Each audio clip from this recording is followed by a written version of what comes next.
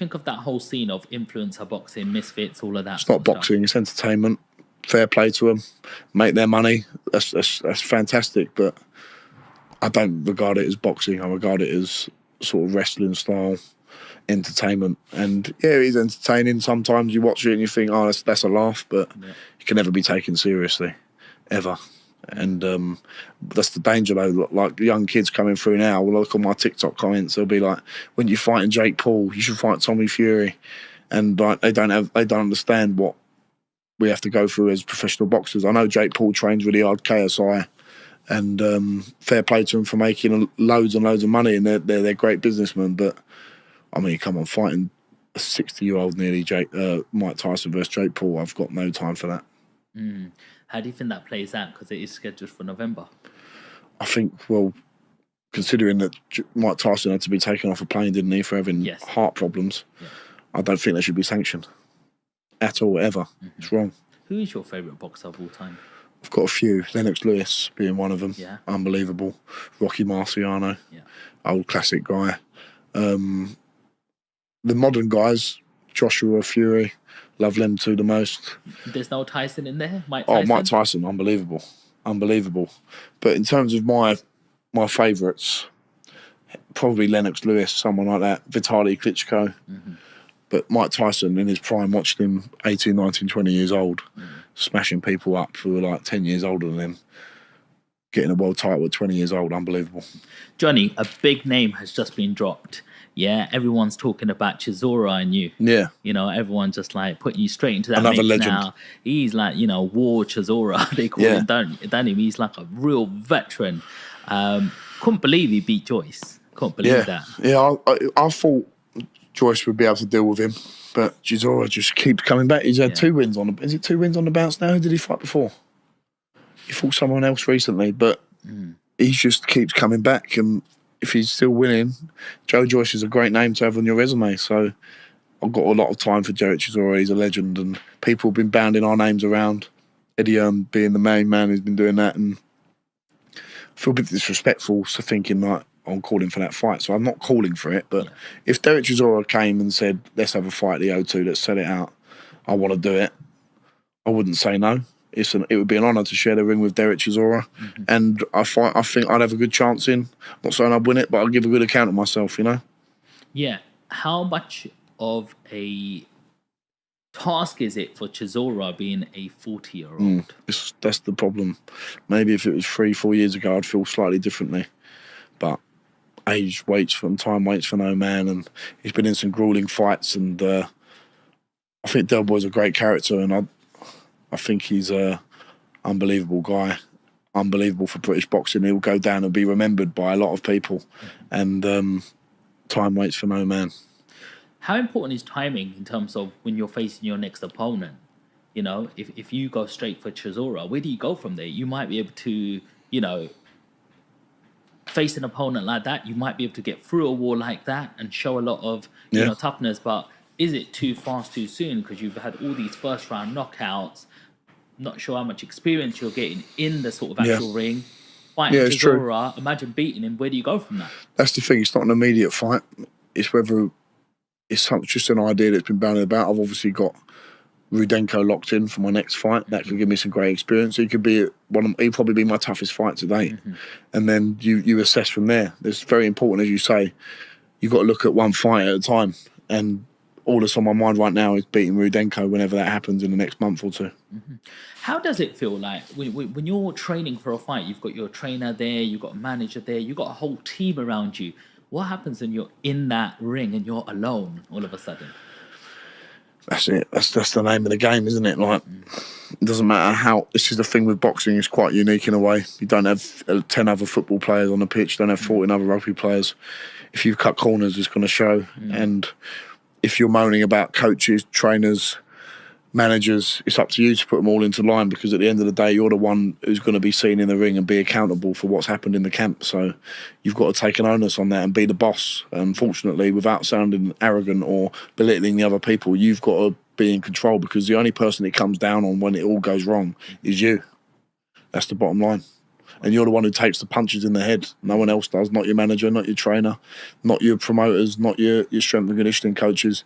They're all part of your team, but the one who's going to be getting punched in the face is you. Does it ever get to you mentally? No. I love it. I absolutely love what I do. I get to go up and train every day. I love training. It keeps my head screwed on. If I couldn't train, I think I don't know what I'd do. It keeps me sane, for like it does for a lot of people. So yeah, I absolutely love the ability that I've got to go and train and do something I love every day. Before you're ready to challenge for a major title, what milestone do you feel that you need to hit?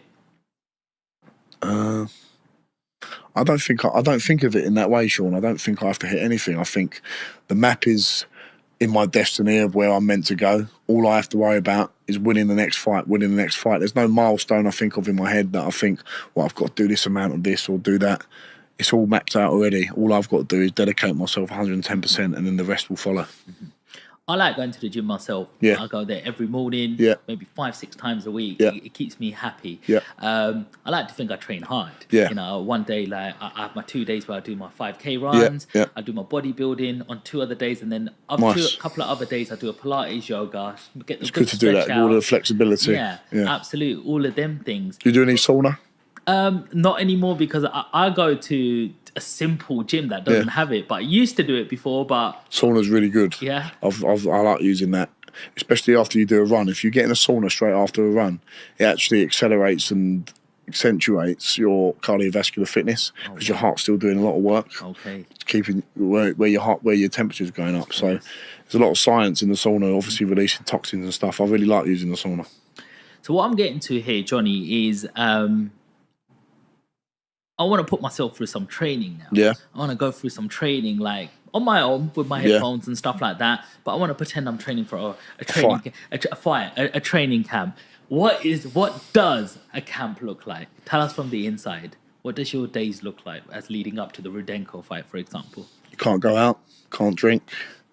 You've got to stay in your house as much as you can. You've got to cut back on things like this as much as you can when you get to 4 or 5 weeks out. If you're out too late, my dad will be ringing me saying, no, you're too late. My mum won't let me do this. You need people like that reminding you.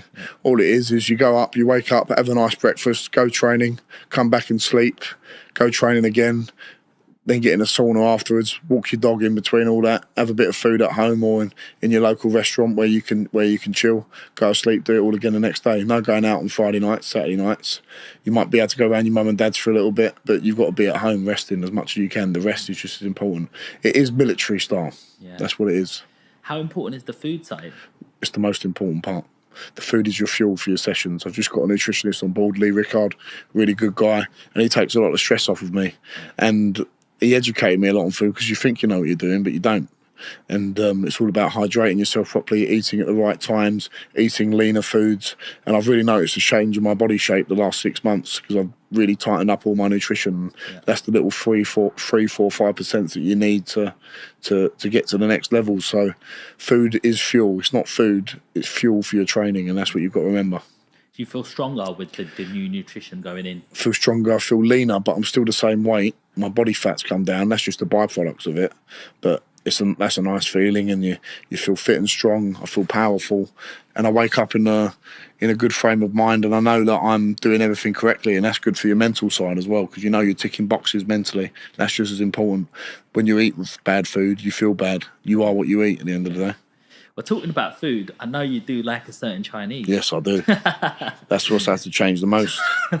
I used to love the Chinese on a Saturday night. I don't even have that anymore. When I had the Chinese yesterday, we had a Chinese sit down. I have boiled rice, and the Blue Orchid made me like a beef Cantonese style dish, which is just like really fresh beef with vegetables in it, ginger, soy sauce. It is absolutely beautiful. I don't have any of the sweet and sour chicken balls, lemon chicken, sweetened kumpo prawns. I can't have any of that. I just have the grilled, the boiled rice with a nice bit of beef Cantonese style, and it's nutritious. The Blue Orchid's a great place. They cook everything fresh, and I can enjoy that guilt-free. How important is it to eat well even when you're not in camp as well? That's what I've had to change. I've had to make sure that I eat well all year round. Not just like listen, after a fight, I had the 5 guys have something else bad on a Sunday, and then this fight, I just thought, right, that's enough now. I want to get back to eating healthy, because I used to spend 5-6 weeks eating rubbish, and I'd not get really fat, but you notice a little bit difference in your body composition, and you feel sluggish, and it's just like a big claw back. You've got to train for 4 weeks to get back to any sort of fighting fitness. And